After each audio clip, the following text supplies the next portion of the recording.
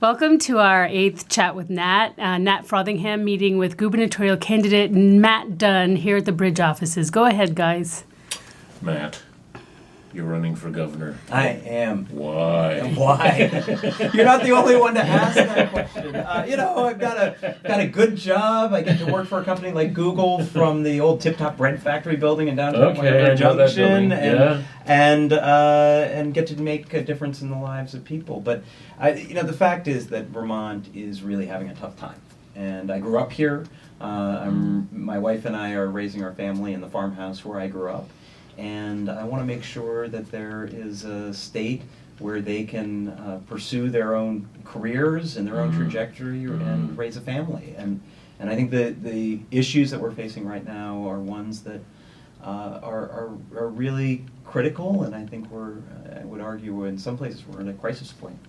I thought it was critical 2 years ago, and then 2 years before that people were saying critical. Well, is it more critical now than it was critical then? Well, I would say so. In fact, if you look at the fact that year after year in the legislature they have a deficit, they cut services to the most vulnerable, they eliminate frontline workers, and then they raise taxes, and yet the next year they're coming back with the same kind of a problem, a financial problem. And that's because right now, we don't have an economy that works for all Vermonters or for all of Vermont. We have young families that are leaving the state at a rapid rate.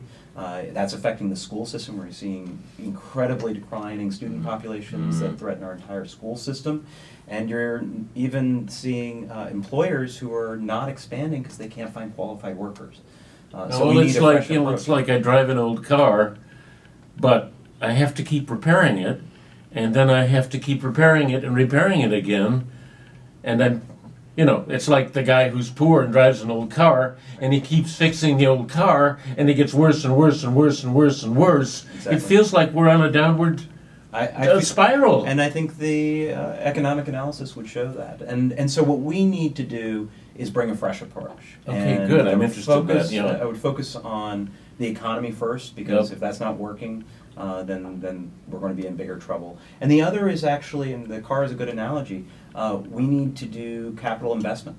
We need to make sure that we are being creative and finding ways to bring an infusion of capital to our state, to work on our infrastructure, our housing, our telecommunications infrastructure, broadband and cell coverage.